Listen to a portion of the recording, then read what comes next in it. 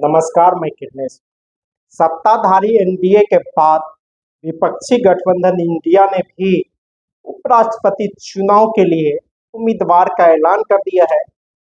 India गठबंधन ने supreme court के पूर्व न्यायाधीश वी सुदर्शन रेड्डी को उम्मीदवार बनाया है, जबकि एनडीए पहले ही सीपी राधाकृष्णन को उम्मीदवार घोषित कर चुका है। यह लड़ाई दक्षिण बना की हो गई है, जहां वी सुदर्शन रेड्डी आंध्र प्रदेश से आते हैं, तो सीपी राधाकृष्णन तमिलनाडु से आते हैं। और यह लड़ाई भी दिलचस्प हो गई है। उपराष्ट्रपति चुनाव के लिए नामांकन की अंतिम तिथि 21 अगस्त है। नामांकन से 2 दिन पहले 19 अगस्त को इंडिया गठबंधन ने अपने उम्मीदवार का ऐलान कर दिया और तुरंत ही नामांकन की प्रक्रिया भी पूरी की जाएगी और चुनाव 9 सितंबर को होंगे। उसी दिन मतगणना भी होगी। उपराष्ट्रपति का चुनाव इस बार दिलचस्प है। लोकसभा में महागठबंधन की यूं इंडिया गठबंधन की भी बड़ी सदस्य संख्या है, साथ साथ राज्यसभा में भी है और मुकाबला कांटे का होगा, क्योंकि इस चुनाव में राज्यसभा और लोकसभा के निर्वाचित सांसद ही वोट करेंगे। इसलिए यह चुनाव काफी दिलचस्प माना जा रहा है। उपराष्ट्रपति का चुनाव निवर्तमान उपराष्ट्रपति जगदीप धनखड़ के इस्तीफे के कारण कराया जा रहा है। जगदीप धनखड़ 11 अगस्त 2022 को उपराष्ट्रपति पद की शपथ लिए थे और उनका कार्यकाल 10 अगस्त 2027 तक था। इसी दौरान संसद के मानसून सत्र के शुरुआत के दिन 21 जुलाई को ही जगदीप धनखड़ स्वास्थ्य का हवाला देकर इस्तीफा दे दिया और तब से गायब है, कभी सामने नहीं आए। कहा जा रहा है कि जगदीप धनखड़ ने अपने मन से इस्तीफा नहीं दिया है, उनसे मौजूदा केंद्र सरकार ने इस्तीफा लिया है। जब उपराष्ट्रपति की हैसियत से जगदीप धनखड़ राज्यसभा के सभापति, उन्होंने राज्यसभा में जस्टिस यशवंत वर्मा के खिलाफ महाभियोग का प्रस्ताव स्वीकार कर लिए थे। साथ ही साथ विहिप के कार्यक्रम में जाकर हिंदुत्व के पक्ष में बोलने वाले इलाहाबाद के जस्टिस शेखर यादव का भी महाभियोग का प्रस्ताव विपक्ष का स्वीकार कर लिए थे। इसके बाद भारतीय जनता पार्टी के नेताओं ने जगदीप धनखड़ पर दबाव बनाया और 23 में आकर जगदीप धनखड़ ने राष्ट्रपति के पद से इस्तीफा दे दिया।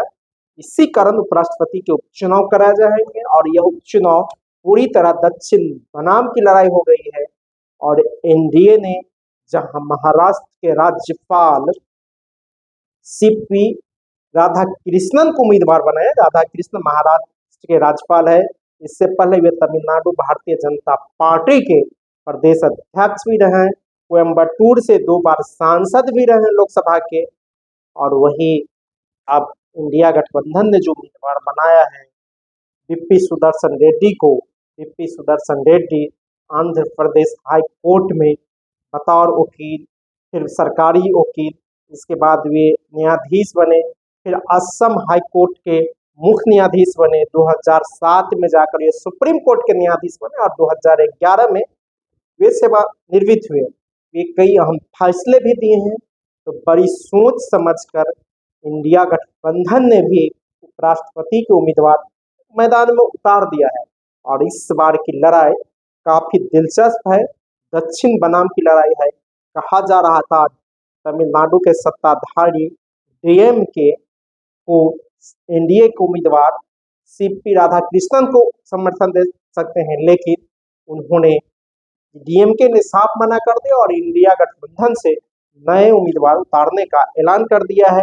तो यह लड़ाई राधाकृष्णन बनाम रेड्डी की हो गई है और तमिलनाडु बनाम आंध्र प्रदेश की लड़ाई हो गई है, जहां आंध्र प्रदेश में तेलुगु देशम पार्टी की सरकार है, चंद्रबाबू नायडू मुख्यमंत्री है और वहां पर दबाव चंद्रबाबू नायडू पर भी है और हो जाएगा और इस पर तेलुगु देशम पार्टी पर भी, क्योंकि ये रेड्डी तमिलनाडु आंध्र प्रदेश से आते हैं और आंध्र प्रदेश के मुख्यमंत्री चंद्रबाबू नायडू पर पूरी तरह अब समर्थन देने का दबाव बनेगा, जिस तरह सत्ताधारी एनडीए ने डीएम के नेता और तमिलनाडु के मुख्यमंत्री स्टालिन पर दबाव बना रहे थे, अब वही दबाव आंध्र प्रदेश के मुख्यमंत्री चंद्रबाबू नायडू पर पड़ रहा है।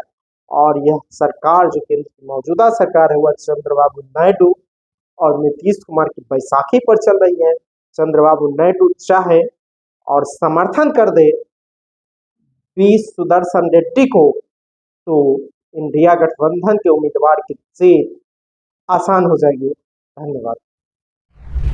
अगर आपको ये खबर अच्छी लगी तो चैनल को सब्सक्राइब करना नहीं भूलें और बेल आइकन जरूर दबाएं।